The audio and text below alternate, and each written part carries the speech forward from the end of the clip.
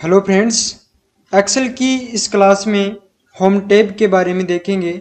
Home tab के बारे में थ्योरी पढ़ेंगे, उसके बाद में उसका प्रैक्टिकल देखेंगे। तो आप यदि कंपटीशन तैयारी कर रहे हैं, यदि आप सीखना चाह रहे हैं एक्सेल को बेसिक टू एडवांस, तो आप इस चैनल पर बने रहें। इस क्लास में देखते हैं होम टैब के बारे में। होम टैब ये मेन्यू बार में होता है। मेन्यू बार को रिबन बार भी कहा जाता है। होम टैब एक्सेल का सबसे पहला टैब होता है। होम टैब के अंदर जो फर्स्ट ब्लॉक होता है, उसी ब्लॉक को क्लिपबोर्ड ब्लॉक कहा जाता है। Clipboard block. क्लिपबोर्ड ब्लॉक क्या होता है?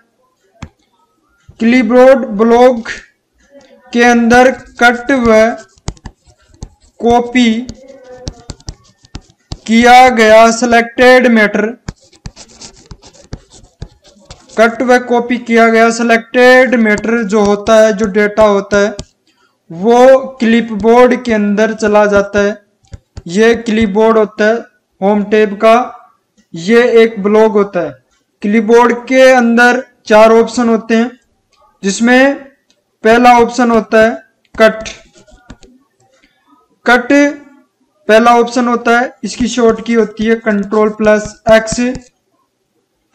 कट के द्वारा किसी भी डेटा को कट किया जा सकता है, किसी भी डेटा को हटाया जा सकता है, किसी भी डेटा को मिटा सकते हैं। ये कट के द्वारा हम कर सकते हैं। यानी कि हम कहें किसी भी डेटा को हमको हटाना है तो हम वहां पे कट करेंगे, उस डेटा को वहां पे कट करते हैं। कॉपी दूसरा ऑप्शन इसमें दिखाई देगा, कॉपी, जिसकी शॉर्ट की होती है Ctrl+C। कॉपी के द्वारा डेटा का डुप्लीकेट किया जाता है। किसी भी डेटा का डुप्लीकेट करने के लिए, उसकी सेम टू सेम कॉपी करने के लिए कॉपी कमांड का यूज करते हैं। तीसरा इसमें जो ऑप्शन होता है वह होता है पेस्ट। पेस्ट की जो शॉर्ट की होती है Ctrl+V। इस ऑप्शन के द्वारा हमने जो कट किया है, हमने जो कॉपी किया है, उस डेटा को उचित स्थान पर ले जाने के लिए पेस्ट किया जाता है। यानी कि किसी डेटा को एक जगह से हटाकर दूसरी जगह पे हम ले जाना चाहते हैं तो वहां पे कट और पेस्ट करेंगे। और किसी डेटा को एक जगह पर भी रखना है, उस डेटा को दूसरी जगह पर भी ले जाना है, तो वहां पे कॉपी पेस्ट को काम में लिया जाता है। इसमें जो चौथा ऑप्शन होता है वो होता है format painter. Format painter clipboard के अंदर होता है। इसी फॉर्मेट पेंटर के द्वारा किसी भी टेक्स्ट की डिजाइन को कॉपी कर सकते हैं। किसी टेक्स्ट की डिजाइन को कॉपी करना है तो फॉर्मेट पेंटर को काम में लेते हैं। यह होम टैब के क्लिपबोर्ड ब्लॉक में होता है। इसी फॉर्मेट पेंटर की शॉर्ट की होती है Ctrl+Shift+C। इस कमांड के द्वारा, इस ऑप्शन के द्वारा हम किसी भी डेटा को या किसी भी डेटा की टेक्स्ट की डिजाइन की कॉपी कर सकते हैं। ये क्लिपबोर्ड ब्लॉक था, इसमें चार ऑप्शन हमने देखे। इसके बाद में नेक्स्ट ब्लॉक चलता है होम टैब के अंदर, वो देखते हैं। इसमें नेक्स्ट ब्लॉक होता है block number B, font block. Font block के द्वारा हम फॉन्ट पर काम करते हैं एक्सेल में, जिसमें पहला ऑप्शन है फॉन्ट। फर्स्ट ऑप्शन इसमें दिखेगा फॉन्ट। इस ऑप्शन के द्वारा एक्सेल के अंदर अलग अलग प्रकार के फॉन्ट ले सकते हैं हम, अलग अलग प्रकार के भाषाएं ले सकते हैं हम, या अलग अलग प्रकार की फॉन्ट स्टाइल ले सकते हैं। अलग अलग प्रकार की हमको भाषाएं चाहिए या अलग अलग प्रकार की टेक्स्ट स्टाइल चाहिए या फॉन्ट स्टाइल चाहिए, तो फॉन्ट ब्लॉक के अंदर हम इंसर्ट कर सकते हैं। लेकिन इसमें जो डिफॉल्ट फॉन्ट होता है, डिफॉल्ट जो फॉन्ट होता है वह कैलिब्री होता है। कैलिब्री एक फॉन्ट है जो डिफॉल्ट फॉन्ट होता है। इसमें एक एरिल भी एक फॉन्ट होता है, ये भी एक फॉन्ट का एक प्रकार है एरिल। और इसमें जो डिफॉल्ट फॉन्ट होता है वो कैलिब्री होता है फॉन्ट ऑप्शन में। इसमें दूसरा ऑप्शन फॉन्ट साइज का होता है फॉन्ट ब्लॉक के अंदर। इस फॉन्ट साइज के द्वारा शब्दों को या टेक्स्ट को बड़ा कर सकते हैं या छोटा कर सकते हैं। किसी शब्द, किसी टेक्स्ट, किसी भी वर्ड को इसके अंदर छोटा कर सकते हैं, उसकी साइज को, और बड़ा कर सकते हैं। इसमें डिफॉल्ट फॉन्ट साइज 11 होती है, वह इसमें मैक्सिमम फॉन्ट साइज 72 होती है। ये मैक्सिमम फॉन्ट साइज होती है 72, और इसमें डिफॉल्ट जो फॉन्ट साइज होती है 11 होती है इस ऑप्शन में। इसके द्वारा हम किसी भी टेक्स्ट को बड़ा या छोटा कर सकते हैं। इसमें तीसरा ऑप्शन होता है increase font size. Increase font size, increase का मतलब हम फॉन्ट की साइज को बड़ा कर सकते हैं, या किसी भी डेटा को बढ़ाना चाहते हैं, किसी भी टेक्स्ट को बड़ा करना चाहते हैं, तो एक्सेल के अंदर इस ऑप्शन के द्वारा हम बड़ा कर सकते हैं। इंक्रीज फॉन्ट साइज के द्वारा केवल डेटा को बड़ा कर सकते हैं, उसकी साइज को बढ़ा सकते हैं। इसमें नेक्स्ट ऑप्शन है decrease font size. Font block का next option decrease font size.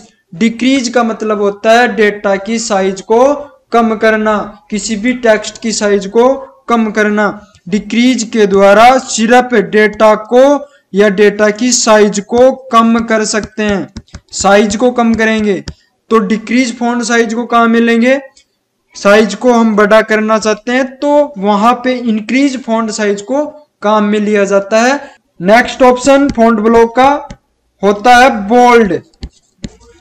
Bold के द्वारा शब्दों को हम गहरा कर सकते हैं, गहरा उसकी आउटलाइन को हम थोड़ा मोटा कर सकते हैं बोल्ड कमांड के द्वारा। इसकी शॉर्ट की Ctrl+B होती है। इसमें नेक्स्ट कमांड जो होता है, नेक्स्ट ऑप्शन जो फॉन्ट ब्लॉक का होता है वो होता है इटैलिक। इटैलिक के द्वारा शब्दों को तिरछा कर सकते हैं। शब्दों को तिरछा करने के लिए इटैलिक को काम में लेते हैं। हल्का तिरछा करना हो किसी शब्द को, किसी वर्ड को, किसी भी शब्द को तिरछा करना हो तो इटैलिक को काम में लेते हैं। इसकी शॉर्ट की होती है Ctrl+I। इस ऑप्शन के द्वारा हम शब्दों को तिरछा कर सकते हैं। फॉन्ट ब्लॉक का नेक्स्ट ऑप्शन होता है, इसमें मिलेगा आपको अंडरलाइन। अंडरलाइन के द्वारा मुख्यतः शब्दों के नीचे लाइन डाल सकते हैं, किसी भी टेक्स्ट के नीचे लाइन डाल सकते हैं। तो लाइन नीचे डालने के लिए अंडरलाइन ऑप्शन को काम में लेते हैं। इसकी शॉर्ट की होती है Ctrl+U। इसमें नेक्स्ट ऑप्शन होता है bottom border. Bottom border, bottom means नीचे, और बॉर्डर किसी भी टेक्स्ट के चारों तरफ बॉर्डर लगाने के लिए इस बॉटम बॉर्डर ऑप्शन को काम में लिया जाता है MS एक्सेल में। फॉन्ट ब्लॉक का नेक्स्ट ऑप्शन है फिल कलर। फिल का मतलब भरना। हम इस ऑप्शन के द्वारा मुख्यतः सेल के अंदर, ये सेल होता है, सेल के अंदर कलर भरने के लिए फिल कलर का यूज किया जाता है। तो ये सेल के अंदर कलर भरने के लिए हम इसको काम में लेते हैं। सेल में कलर भरना, तो हम फॉन्ट ब्लॉक के फिल कलर ऑप्शन को काम में लेंगे। तो ये फिल कलर ऑप्शन है। नेक्स्ट हम ऑप्शन की बात करें इसमें, तो नेक्स्ट ऑप्शन होता है font colour. Font colour, font का मतलब कोई शब्द, कोई वर्ड, कोई मीनिंग, कोई टेक्स्ट, कोई भी फॉन्ट हो उस फॉन्ट के अंदर कलर देना हो तो वो होता है फॉन्ट कलर। किसी भी फॉन्ट के अंदर कलर देना है या किसी भी फॉन्ट को कलरफुल करना है तो हम फॉन्ट कलर ऑप्शन को काम में लेते हैं। तो ये ऑप्शन फॉन्ट ब्लॉक के अंदर आपको देखने को मिलेंगे और इन ऑप्शनों के द्वारा हम मुख्यतः यह काम कर सकते हैं। इसके बाद में देखते हैं नेक्स्ट ब्लॉक होम टैब का। नेक्स्ट ब्लॉक होम टैब का है C block alignment block. Next block home tab का अलाइनमेंट करना, यानी कि डेटा को सेल के अंदर एक्सेस तरीके से मैनेज करना अलाइनमेंट होता है। अलाइनमेंट में सबसे पहले ऑप्शन मिलेगा टॉप अलाइन। टॉप का मतलब होता है ऊपर। सेल के अंदर किसी टेक्स्ट को आप टॉप में रखना चाहते हैं तो वहां पे टॉप अलाइन को काम में लेते हैं। दूसरा इसमें ऑप्शन मिलेगा मिडल अलाइन। इस मिडल अलाइन के द्वारा सेल के अंदर किसी टेक्स्ट को, किसी वर्ड को हम सेल के बीच में रख सकते हैं, तो ये मिडल अलाइन होता है। इसमें तीसरा ऑप्शन होता है बॉटम अलाइन। बॉटम अलाइन के द्वारा मुख्यतः किसी भी डेटा को या किसी भी टेक्स्ट को सेल के नीचे रखने के लिए, सेल में नीचे रखने के लिए हम बॉटम अलाइन को काम में लेते हैं। ये अलाइनमेंट ब्लॉक में चल रहे हैं ऑप्शन। बॉटम अलाइन के द्वारा हम सेल के अंदर नीचे रख सकते हैं और मिडल अलाइन के द्वारा हम किसी भी टेक्स्ट को सेल के बीच में रख सकते हैं। किसी भी टेक्स्ट को सेल के अंदर यदि ऊपर रखना है तो हम टॉप अलाइन को लेंगे। ये टॉप अलाइन ऊपर रखने के लिए सेल में, मिडल अलाइन सेल के मध्य में रखने के लिए और बॉटम अलाइन सेल के नीचे रखने के लिए इन ऑप्शनों को काम में लेते हैं। नेक्स्ट ऑप्शन इसमें देखने को मिलेगा आपको सी ब्लॉक में ओरिएंटेशन। ओरिएंटेशन ऑप्शन, ओरिएंटेशन क्या मतलब होता है विन्यास। हम सेल के अंदर किसी टेक्स्ट को किस एंगल में रखना चाहते हैं, किस एंगल में हम उस टेक्स्ट को सेल में रखना चाहते हैं, विन्यास में रखना चाहते हैं, वो होता है ओरिएंटेशन। हम किसी सेल को वर्टिकल में रख सकते हैं, ओरिजेंटल में रख सकते हैं, किसी भी एंगल में हमको किसी शब्द को सेल के अंदर रखना है या लगाना है तो वहां पे ओरिएंटेशन ऑप्शन को काम में लिया जाता है, जो होता है अलाइनमेंट ब्लॉक के अंदर। नेक्स्ट ऑप्शन होता है इसमें वर्ब टेक्स्ट। वर्ब टेक्स्ट वर्पिंग करना, यानी कि जब हम काम करेंगे सेल के अंदर, तो सेल के अंदर हम काम कर रहे हैं, कोई बड़ी मीनिंग आ गई, कोई बड़ा शब्द आ गया तो वो क्या करेगा, सेल से बाहर जाएगा। तो बाहर उसको नहीं भेजना है, उसी सेल के अंदर उसको वर्ब करना है, उसी सेल के अंदर उस टेक्स्ट को लिखना है, उसी सेल में वो टेक्स्ट आना चाहिए। इसके लिए हम उसी सेल को क्या करते हैं, वर्ब टेक्स्ट करते हैं। तो ये वर्ब यानी कि उसी सेल में उस शब्द को एडजस्ट करेगा कौन, वर्ब टेक्स्ट ऑप्शन। तो ये verb text option home tab के अलाइनमेंट ब्लॉक में होता है। नेक्स्ट ऑप्शन की इसमें बात करें, नेक्स्ट ऑप्शन होता है इसमें align text, align text left. Next option इसमें होता है अलाइन टेक्स्ट लेफ्ट, यानी कि लेफ्ट साइड में हम सेल के अंदर किसी शब्द को सेल के लेफ्ट साइड में, ये लेफ्ट साइड है इसका, सेल के अंदर लेफ्ट साइड में यहां पर रखना चाहते हैं या यहां से हम स्टार्ट करना चाहते हैं तो वहां पे अलाइन टेक्स्ट लेफ्ट को काम में लेते हैं। इसमें नेक्स्ट ऑप्शन देखते हैं। इसमें नेक्स्ट ऑप्शन होता है align text centre. Align text centre यानी कि हमें डेटा को या किसी शब्द को सेल के बीच में रखना चाहते हैं, सेंटर में रखना चाहते हैं, मध्य में रखना चाहते हैं उस शब्द को, तो हम अलाइन टेक्स्ट सेंटर करेंगे उस सेल को। तो ये सेंटर वाला हो गया। इसमें नेक्स्ट ऑप्शन देखते हैं अलाइन टेक्स्ट राइट। राइट यदि किसी भी डेटा को, किसी भी टेक्स्ट को सेल में हमको राइट साइड में ले जाना है या राइट साइड में रखना है, तो वहां पे हम अलाइन टेक्स्ट राइट को काम में लेते हैं। ये अलाइनमेंट होते हैं मुख्यतः।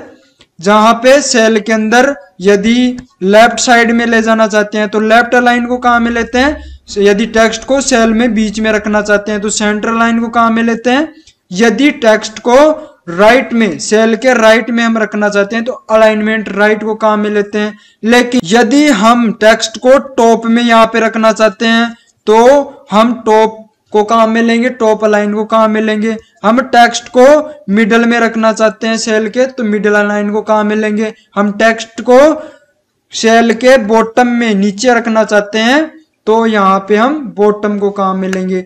अलाइनमेंट ब्लॉक का नेक्स्ट ऑप्शन होता है decrease indent. Decrease indent, decrease का मतलब हम सेल के अंदर टेक्स्ट को हम क्या करते हैं, आगे से पीछे लाने का काम करेगा, जो डिक्रीज इंडेंट होता है। यानी कि हम किसी भी टेक्स्ट को सेल के अंदर आगे से पीछे की तरफ हम ला सकते हैं। आगे से पीछे की तरफ लाना सेल के अंदर किसी भी शब्द को, किसी भी टेक्स्ट को, तो वहां पे डिक्रीज इंडेंट को काम में लिया जाता है। इसके बाद में नेक्स्ट ऑप्शन देखते हैं इंक्रीज इंडेंट। नेक्स्ट ऑप्शन है अलाइनमेंट ब्लॉक का इंक्रीज इंडेंट। इंक्रीज का मतलब आगे ले जाना या बढ़ाना। हम सेल के अंदर शब्दों को पीछे से आगे की तरफ ले जा सकते हैं। यहाँ पे शब्दों को यदि पीछे से आगे की तरफ हमको सेल में ले जाना है तो वहां पे इंक्रीज इंडेंट को काम में लिया जाता है। लेकिन शब्दों को आगे से पीछे की तरफ लाना है, आगे से पीछे की तरफ लाना है, तब डिक्रीज इंडेंट को काम में लिया जाता है। अलाइनमेंट ब्लॉक का नेक्स्ट ऑप्शन है merge and center. Merge and center, merge करना। मर्ज का मतलब 2, 3 या एक से अधिक सेलों को एक सेल के अंदर कन्वर्ट करने के लिए मर्ज एंड सेंटर ऑप्शन को काम में लिया जाता है। जैसे यहाँ पे कुछ सेल है, इन सेलों को ये जो भी सेल हैं, ये सेलों को हम एक सेल बनाना चाहते हैं। जैसे एक सेल में पूरा, जैसे किसी संस्था का नाम हमको डालना हो, कंपनी का हमको कोई नाम डालना हो, या बिल का कोई नाम डालना हो, तो वहां पर इन सारी सेलों को एक सेल करना है। तो उस डेटा को, उन सेलों को सेलेक्ट करेंगे। उसके बाद में हम क्या करेंगे, यहाँ पे मर्ज एंड सेंटर ऑप्शन को काम में लेंगे। जैसे ही मर्ज एंड सेंटर ऑप्शन को काम में लेंगे, जो भी सेल हमने सेलेक्ट की वो सारी सेल एक सेल बन जाएंगी। तो ये ऑप्शन है मर्ज एंड सेंटर। तो ये होम टैब का अलाइनमेंट ब्लॉक था, इसके ऑप्शन थे। अब इसका प्रैक्टिकल देखते हैं, तो आप वीडियो को पूरा जरूर देखें। और एक्सेल की इंपॉर्टेंट शॉर्ट की पिछले वीडियो में मैंने डाल दी है, तो वहां पे आप जाके देखें। उसका लिंक मैंने नीचे डिस्क्रिप्शन बॉक्स में दे रखा है, तो आप शॉर्ट की जरूर देखें। एक्सेल में प्रैक्टिकल देखते हैं, जो हमने भी थ्योरी पढ़ी है उसका प्रैक्टिकल देखते हैं। तो आप वीडियो पर बने रहें, वीडियो को पूरा जरूर देखें। तो सबसे पहले होम टैब एक्सेल का, इसमें कुछ मैं बातें बताता हूं। जैसे ऊपर की जो बार होती है, टाइटल बार होती है, जिसमें ये मिनिमाइज, यहाँ पे मैक्सिमाइज, यहाँ पे क्लोज ऑप्शन मिलेगा। जो डिफॉल्ट जो फाइल सेव होती है एमएस एक्सेल की, बाय डिफॉल्ट जिस नाम से सेव होती है वो बुक फर्स्ट के नाम से सेव होती है। जो एक्सेल का जो विस्तारक नेम होता है, एक्सटेंशन जो नाम होता है वो होता है .xlsx होता है। यहाँ पे QAT ऑप्शन होता है, क्विक एक्सेस टूल बार, जल्दी से काम में आने वाले ऑप्शन होते हैं। यहाँ पे अंडू रीडी का ऑप्शन होता है, हम कुछ काम कर रहे हैं, अचानक कुछ गलती होती है तो वहां पे उस डेटा को वापस लेके आते हैं, या उसे हटा भी सकते हैं हम अंडू और रीडू के द्वारा। जो टाइटल बार होती है उसके जस्ट नीचे वो मेन्यू बार पाई जाती है, या रिबन बार इसको कहा जाता है, जिसमें फाइल ऑप्शन हमने एमएस वर्ड में देख लिया है। फाइल सेम ऑप्शन है एमएस वर्ड के, आप एमएस वर्ड की प्ले लिस्ट में जाके आप इसको देख सकते हो फाइल टैब को। और यहाँ पे होम टैब हम देख रहे हैं। इससे पहले जो यहाँ पे खड़ी रेखाएं हैं, जो ये इनको कॉलम कहेंगे, कॉलम के ऊपर आपको अल्फाबेट संख्याएं नजर आएंगी, जैसे 1 A B C D E F G H I, ये कॉलम होते हैं। यहाँ पे आडी रेखाएं हैं, इन आडी रेखाओं को रो कहा जाता है। रो आडी रेखाएं होती हैं। रो को हम पंक्ति कह सकते हैं, रो को हम क्षैतिज रेखा कह सकते हैं, रो को हम ओरिजेंटल रेखा कह सकते हैं। कॉलम को हम यहाँ पे ऊर्ध्वाधर रेखा कह सकते हैं, कॉलम को हम यहाँ पे स्तंभ कह सकते हैं। कॉलम और रो से मिलकर एक बॉक्स बनता है, उस बॉक्स को कहा जाता है सेल। यहाँ पे जो एक्टिव सेल दिखेगी सबसे पहले बाय डिफॉल्ट वो A1 दिखेगी। यहाँ पे ये A1 सेल है, बाय डिफॉल्ट एक्टिव सेल होती है। ये यहाँ पे नेम बॉक्स होता है या फिर एड्रेस बार इसको कह सकते हैं। यहाँ पे ये फॉर्मूला बार होता है, ये फॉर्मूला यहाँ पे शो होगा। यहाँ पे ये कैंसिल का बटन होता है फॉर्मूला में, यहाँ पे एंटर का बटन होता है, यहाँ पे फंक्शन का बटन होता है। तो ये कुछ जानकारी है यहाँ पे। तो स्टार्ट करते हैं। होम टैब का फर्स्ट ब्लॉग है क्लिपबोर्ड ब्लॉग। यहाँ पे ये क्लिपबोर्ड ब्लॉग है। अब काम कैसे करते हैं प्रैक्टिकल वो देखते हैं। कट, मेरे को किसी डेटा को कट करना है। यहाँ पे जैसे मैं यहाँ पे इस एक्सपेंशन को यहाँ से हटाकर मैं दूसरी जगह ले जाना चाहता हूँ, तो मैं क्या करूंगा, वहां पे कट करूंगा। यहाँ पे या तो Ctrl+C दबाना पड़ेगा आपको, Ctrl+X, यहाँ से डेटा कट होगा। अब मैं कहाँ पे ले जाना चाहता हूँ, तो वहां पे उस डेटा उस जगह पे जाना है, वहां पे पेस्ट करना है। डेटा एक जगह से हटा दूसरी जगह गया, ये प्रोसेस कहलाती है कट पेस्ट कहलाती है। यदि अब मैं ऊपर यहाँ से फिर से वापस लाना चाहता हूँ, तो मैं इसको डेटा को वापस से कमांड को एक्टिव करूंगा और मैं जहां पे उसको ले जाना चाहता हूँ वहां पे मैं पेस्ट करूंगा। यानी कि जो मैंने कट किया कुछ काम नहीं हुआ, तो वो कट किया हुआ मैटर कहाँ पे जाएगा, सबसे पहले क्लिपबोर्ड के अंदर जाएगा। यदि मैं इस एक्सपेंशन को हटाना नहीं चाहता हूँ यहाँ से, तो मैं वहां पे कॉपी करूंगा। मैं इसकी डुप्लीकेट करना चाहता हूँ, मैं इसकी यहाँ तक इस पूरी डेटा का डुप्लीकेट करना चाहता हूँ, तो मैं डेटा सेलेक्ट करूंगा यहाँ से, तो कॉपी, यहाँ पे कॉपी किया, कुछ नहीं दिखा। क्यों नहीं दिखा, क्योंकि ये कट व कॉपी किया हुआ जो डेटा होता है वो क्लिपबोर्ड में चला जाता है। ये कब शो होगा, जब मैं इसको पेस्ट करूंगा। मैं यहाँ पे इसको पेस्ट करना चाहता हूँ, सेम टू सेम इसकी डुप्लीकेट करना चाहता हूँ, तो मैं पेस्ट Ctrl+V को काम में लूंगा यहाँ पे, तो ये data same to same copy होता है यहाँ पे। तो ये कट, कॉपी और पेस्ट कमांड है जो काम में आती है। जब तक हम किसी डेटा को सिलेक्ट नहीं करेंगे तब तक हम कट भी नहीं कर सकते हैं, कॉपी भी नहीं कर सकते। ये मैंने काम कर लिया है, जैसे मानो ये काम मैंने गलती से कर लिया, अब मैं इसको वापस हटाना चाहता हूँ, तो मैं Ctrl+Z को काम में लूंगा, अंडू करूंगा उस काम को मैं, तो ये अंडू हो गया। अब गलती से हट गया, मैं वापस लाना चाहता हूँ, तो यहाँ पे मैं रीडू को काम में लूंगा, तो ये अंडू रीडू यहाँ पे काम में आएंगे। तो फॉर्मेट पेंटर क्या करता है, यहाँ पे ये फॉर्मेट पेंटर है, ये टेक्स्ट की डिजाइन को कॉपी करने का काम करता है। जैसे ये टेक्स्ट की डिजाइन, यहाँ पे हमारे फॉन्ट, यहाँ पे अलग स्टाइल चेंज करते हैं इसकी कुछ, यहाँ पे कोई भी हम स्टाइल से लेते हैं, इसकी स्टाइल्स अलग कर दी हमने, इसकी अलग कर दिया हमने स्टाइल्स। यहाँ पे और भी स्टाइल्स हैं, ये फॉन्ट फैमिली है, एक तरह से अलग अलग प्रकार के यहाँ पे फॉन्ट मिलती है, स्टाइल ले लिया हमने इंग्लिश। इसकी तरह हमको जनवरी भी करना है, तो हम क्या करेंगे, फॉर्मेट पेंटर को काम में लेंगे। पहले किस डेटा को हमको चेंज करना है, किसकी तरह करना है, तो उसको सेलेक्ट करेंगे, फॉर्मेट पेंटर को यहाँ से ओके करेंगे, एक्टिव करेंगे। अब हम किस डेटा को करना चाहते हैं, ब्रुश दिखेगी यहाँ पे, ये पेंट की ब्रुश दिखेगी, यानी कि हम डेटा किस डेटा को इसकी तरह चेंज करना चाहते हैं। डेटा चेंज होगा, टेक्स्ट की डिजाइन चेंज होगी। यहाँ पे जैसे हम सेलेक्ट करेंगे वो डेटा की जो टेक्स्ट था, टेक्स्ट की डिजाइन को कॉपी कर रहा है, ये टेक्स्ट को कॉपी नहीं कर रहा है, टेक्स्ट की डिजाइन को कॉपी करेगा ये। तो ये होता है फॉर्मेट पेंटर का काम।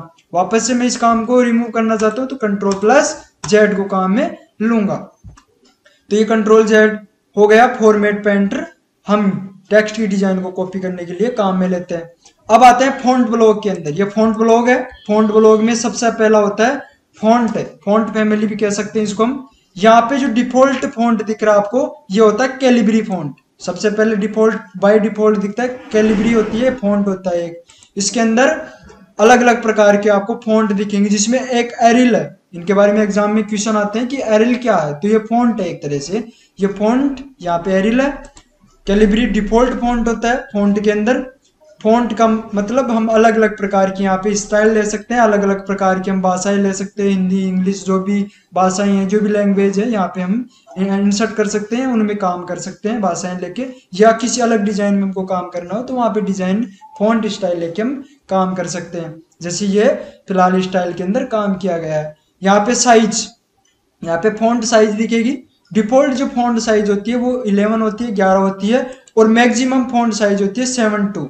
यहाँ पे हम साइज को बड़ा छोटा कर सकते हैं। जैसे मेरे को इसको बढ़ाना हो इस साइज को, तो यहाँ पे मैं यहाँ पे साइज एक साथ बढ़ा भी सकता हूँ या कम भी कर सकता हूँ। यहाँ पे साइज बढ़ रही है, ये लो यहाँ पे साइज बढ़ी, यहाँ पे साइज बढ़ी, और मैं कम भी कर सकते हैं। यहाँ से यहाँ पे हम साइज को कम ज्यादा कर सकते हैं।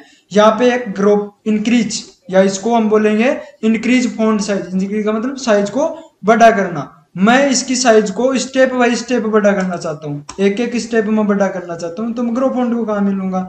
मैं इसको स्टेप बाय स्टेप छोटा करना चाहता हूँ, मैं डिक्रीज फॉन्ट साइज को कहाँ मिलूंगा। डिक्रीज फॉन्ट साइज को मैं श्रिंक फॉन्ट साइज भी बोल सकता हूँ। ठीक है, श्रिंक का मतलब भी साइज कम करना होता है, ग्रो का मतलब भी साइज बड़ा करना होता है। तो एक्सेल के अंदर इंक्रीज फॉन्ट साइज के द्वारा साइज को यहाँ से बड़ा कर सकते हैं, और डिक्रीज फॉन्ट साइज के द्वारा साइज को छोटा कर सकते हैं।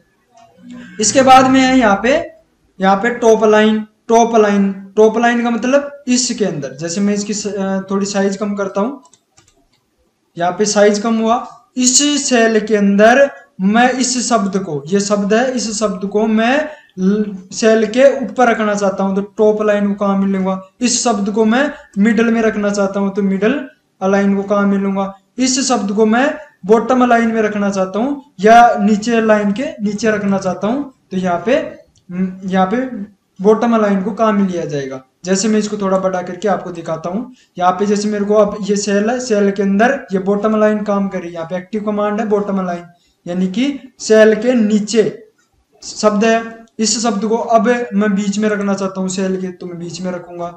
इस शब्द को मैं टॉप में ऊपर रखना चाहता हूँ, तो मैं ऊपर टॉप लाइन के द्वारा। तो ये टॉप लाइन, ये मिडल लाइन, ये बॉटम लाइन।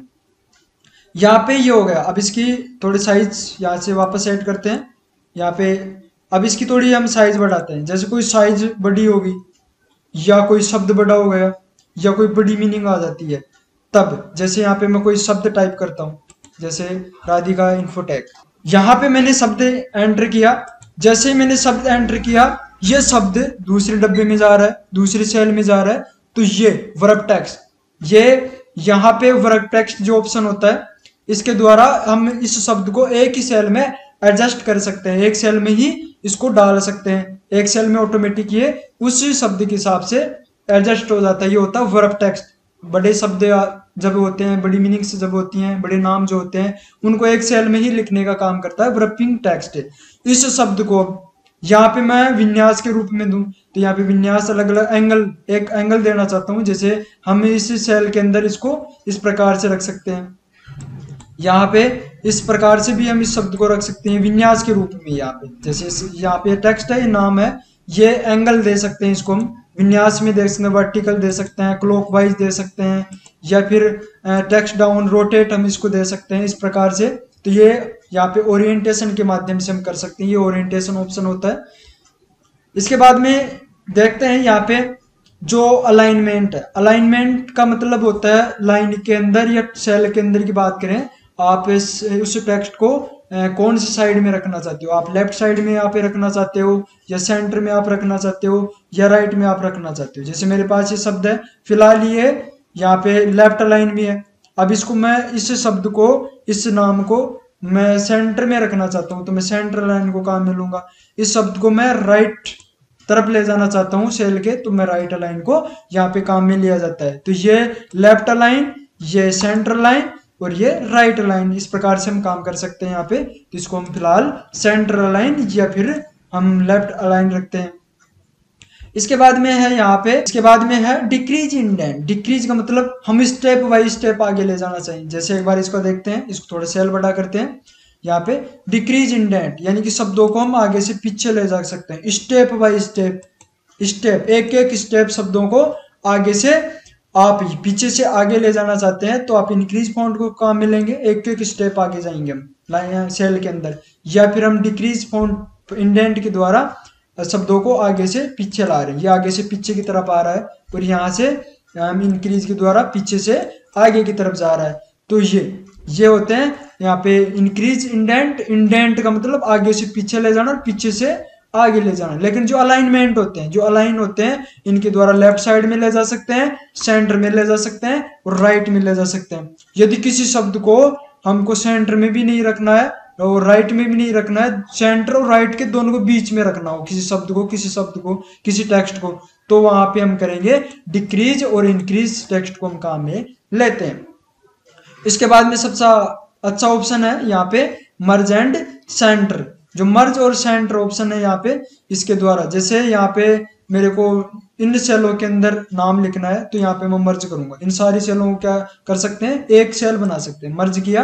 अब इसमें हम जैसे नाम टाइप किया राधिका इन्फोटेक, यहाँ पे नाम है राधिका इन्फोटेक, ये नाम अब पूरे एक सेल के अंदर है, ऐसा नहीं है कि इनको हमने क्या किया, मर्ज किया है। फिलहाल यहाँ पे हम इसको थोड़ा बड़ा कर सकते हैं, यहाँ पे ये अब एक सेल के अंदर ये पूरा नाम है ये, तो ये मर्ज, खूब सारी सेलों को मर्ज करने के लिए हम काम में लेते हैं, खूब सारी सेलों को एक साल बना सकते हैं मर्ज एंड सेंटर ऑप्शन के द्वारा।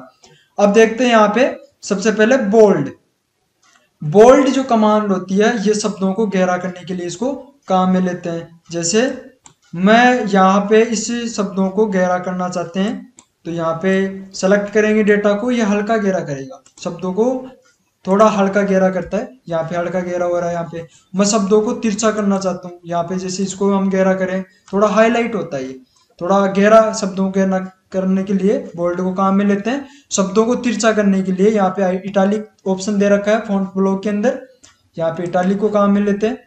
और शब्दों को यहाँ के नीचे अंडरलाइन लगाना हो, जैसे इसके नीचे अंडरलाइन लगाना है, तो यहाँ पे अंडरलाइन को काम में ले सकते हैं। यहाँ पे डबल अंडरलाइन हम लगा सकते हैं, लेकिन ट्रिपल अंडरलाइन मान्य नहीं है, इसलिए ट्रिपल अंडरलाइन नहीं लगा सकते हैं। तो ये अंडरलाइन ऑप्शन हो गया। यहाँ पे बॉटम बॉर्डर ऑप्शन होता है, हम टेक्स्ट के चारों तरफ बॉर्डर लगा सकते हैं। जैसे हम इस टेबल, ये डेटा है हमारा, इसके चारों तरफ बॉर्डर लगाना हो, तो यहाँ पे बॉर्डर लगा सकते हैं, टॉप बॉटम लेफ्ट राइट सारों बॉर्डर लगा सकते हैं, एक साथ भी हम बॉर्डर लगा सकते हैं, और एक साथ हम हटा भी सकते हैं यहाँ पे, ठीक है। नो बॉर्डर करके हम डेटा इस बॉर्डर को हटा भी सकते हैं, और यहाँ पे आल बॉर्डर के द्वारा हम एक साथ बॉर्डर लगा भी सकते हैं। तो ये बॉर्डर का ऑप्शन था। यहाँ पे आता है फिल कलर। यदि फिल का मतलब सेल के अंदर कलर भरना, यहाँ पे मैं सेल में कलर भरना चाहता हूँ, तो फिल कलर को काम मिलूंगा, यहाँ पे ये कलर भरा यहाँ पे। और ये आता है यहाँ पे फॉन्ट कलर के द्वारा हम शब्दों के अंदर कलर भर सकते हैं। हमने डेटा सेलेक्ट किया, वो ये फॉन्ट के अंदर कलर भरेगा, ये फॉन्ट के अंदर कलर भरता है, तो फॉन्ट कलर होता है ये। फिल का मतलब सेल के अंदर आप कलर भर सकते हैं, फॉन्ट का मतलब आप शब्द के अंदर कलर दे सकते हैं। तो ये फॉन्ट ब्लॉग और अलाइनमेंट ब्लॉग और क्लिपबोर्ड ब्लॉग इस वीडियो में हमने देखा। इसी प्रकार के आगे भी आप नेक्स्ट वीडियो में देखेंगे नंबर ब्लॉग के बारे में। बहुत अच्छे वीडियो आ रहे हैं एक्सेल के, बेसिक टू एडवांस आप सीख सकते हो एक्सेल को। आप वीडियो जरूर देखें, अपने दोस्तों में इन वीडियो को शेयर करें। यदि आप कंपटीशन की तैयारी कर रहे हैं तो आपके लिए प्रैक्टिकल जरूरी है। प्रैक्टिकल कंप्यूटर का होगा तभी आप एग्जाम में क्वेश्चन कर पाएंगे। थ्योरी से कुछ भी नहीं होता है, प्रैक्टिकल चीजें होनी चाहिए कंप्यूटर में। तो आज के इस वीडियो में इतना ही। नेक्स्ट वीडियो के लिए आप चैनल को सब्सक्राइब कर लें यदि आपने नहीं किया है, दोस्तों में इसको शेयर करें, और यदि वीडियो थोड़ा सा भी पसंद आ रहा है आपको तो लाइक जरूर करें। आज की इस वीडियो में इतना ही। धन्यवाद, थैंक यू।